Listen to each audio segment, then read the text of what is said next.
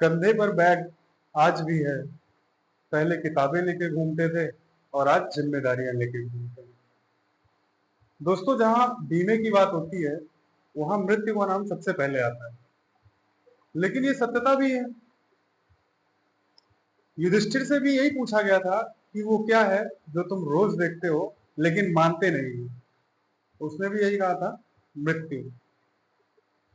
दोस्तों, वो लोग जो ये कहते हैं कि मुझे बीमे की जरूरत तो है ही नहीं, मुझे कुछ नहीं होने वाला है, मैं कहीं नहीं जाने वाला हूं, मुझे कोई फायदा नहीं है बीमा लेके, तो आज ये वीडियो उन लोगों को देखना बहुत जरूरी है। दोस्तों, वीडियो शुरू करने से पहले मैं आपको बताना चाहता हूं कि आज के समय में बीमे के को लेकर कई लोग जागरूक नहीं है। दोस्तों, हर कोई बीमे को एक सिर्फ इन्वेस्टमेंट ही मान रहा है। वो नहीं जानते कि बीमे का क्या महत्व है।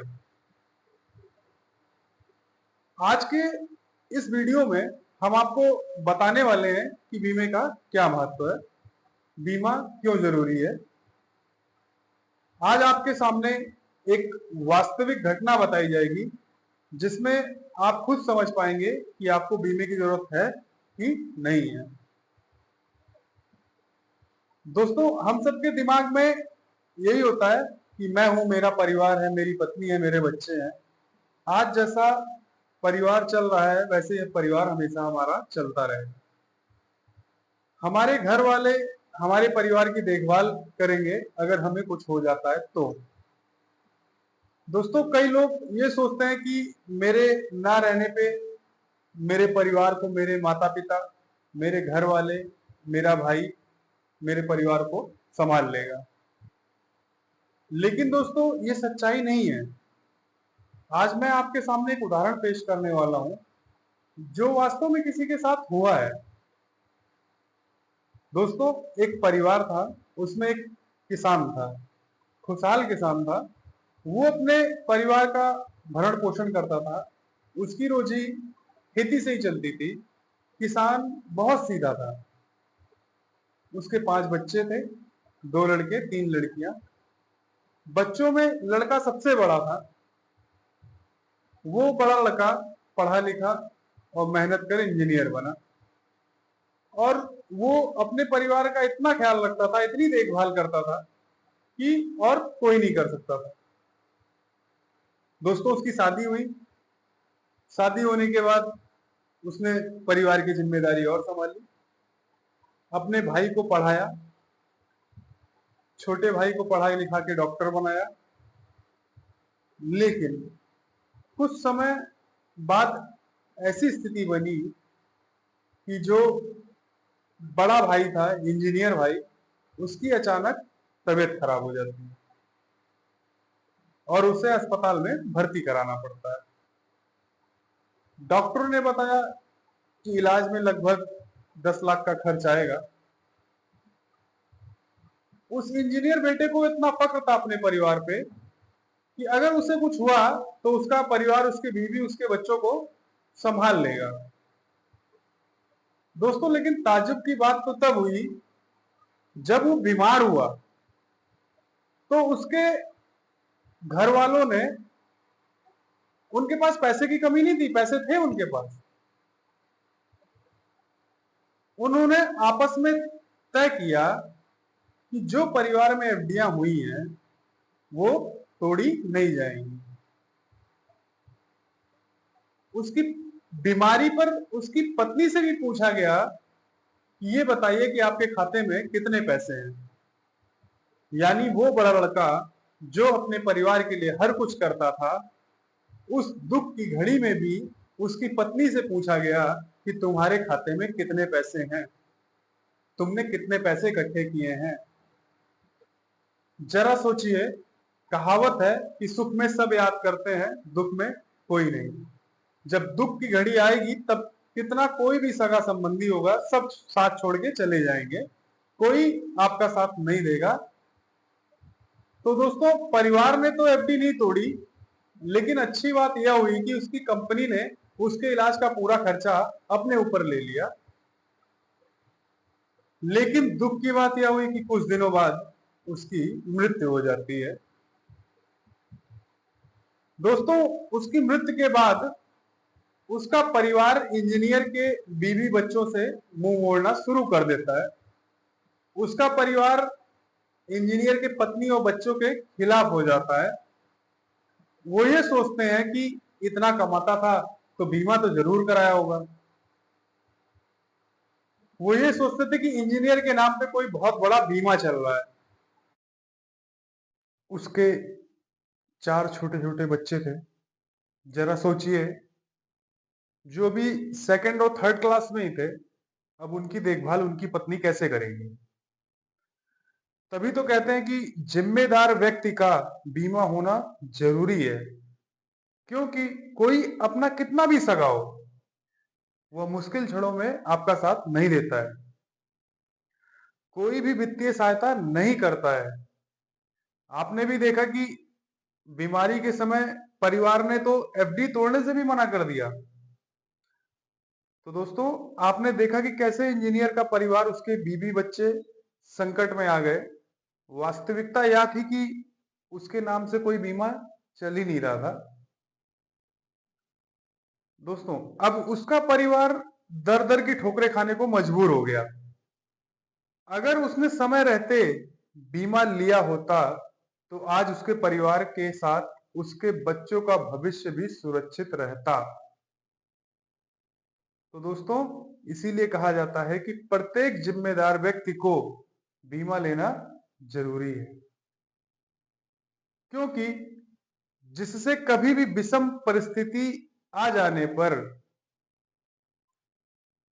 उसका परिवार सुरक्षित रहे।